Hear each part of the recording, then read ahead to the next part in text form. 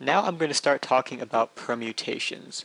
A lot of people have trouble grasping just what a permutation is, but I have an example here that will hopefully make things a little bit easier. So imagine you're visiting a zoo with 6 animals. It only has 6 animals. It's a very small zoo. Just assume it has 6 animals. And I'm asking you to record the first 3 animals that you see.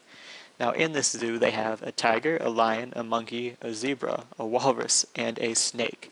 And I want you to record the first 3 animals that you see.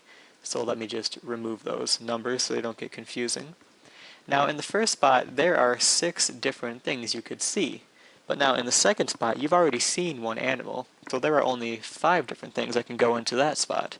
And for the third spot you've already seen 2 animals, so there's only 4 different things that can go into that spot.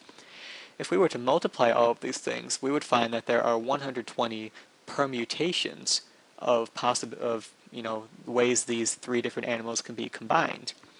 Now you could see something like a tiger, a lion, and a monkey, or you could see a tiger, a monkey, and a lion, or a lion, or a monkey, and a tiger. Realize that there are multiple ways of seeing the same 3 animals.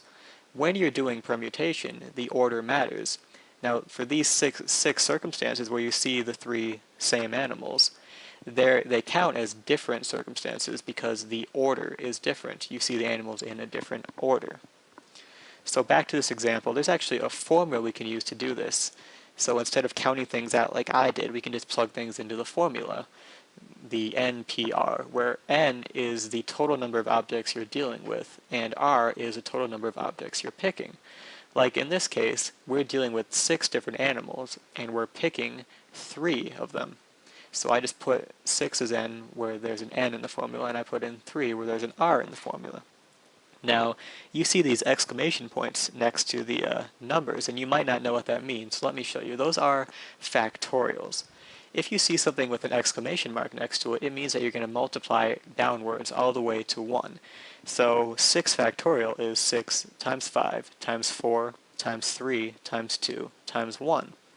And something like 4 factorial would be 4 times 3 times 2 times 1. So we go back to the formula, and I'm just going to plug those numbers in, which would simplify to 720 divided by 6, or 120, which is what we originally came up with.